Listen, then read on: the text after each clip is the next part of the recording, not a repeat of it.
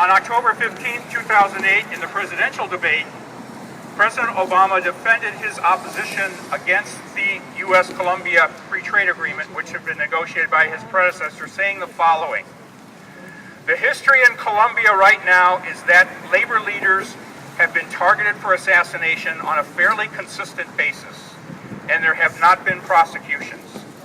We have to stand for human rights, and we have to make sure that violence isn't being perpetrated against workers who are just trying to organize for their rights."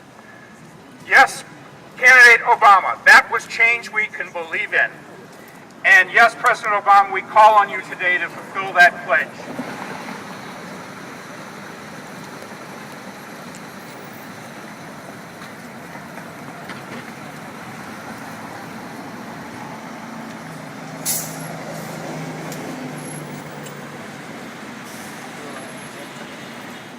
The number of trade unionists killed in Colombia has not declined since President Obama made those words, or candidate Obama made those words.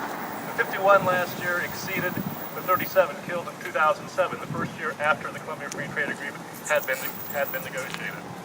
51 exceeds the 47 that were killed the year before in 2009. Colombia is not only number one in terms of number of trade unionists killed.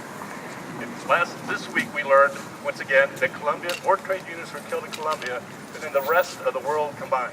Violence against Afro-Colombians, indigenous, human rights, and labor rights activists and small-scale farmers continue with impunity. Today I'm here to bring the voice of the Afro-Colombian and indigenous communities I work with and met with.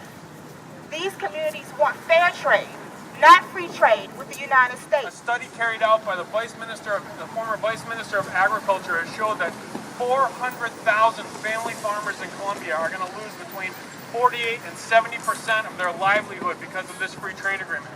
What are those farmers going to do?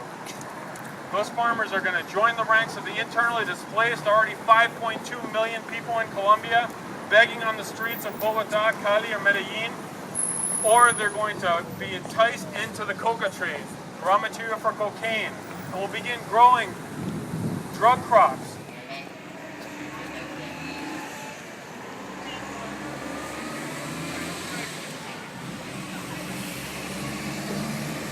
Build fair trade, not unfair free trade. ¡Viva la lucha! ¡Viva la causa! ¡Viva los 51!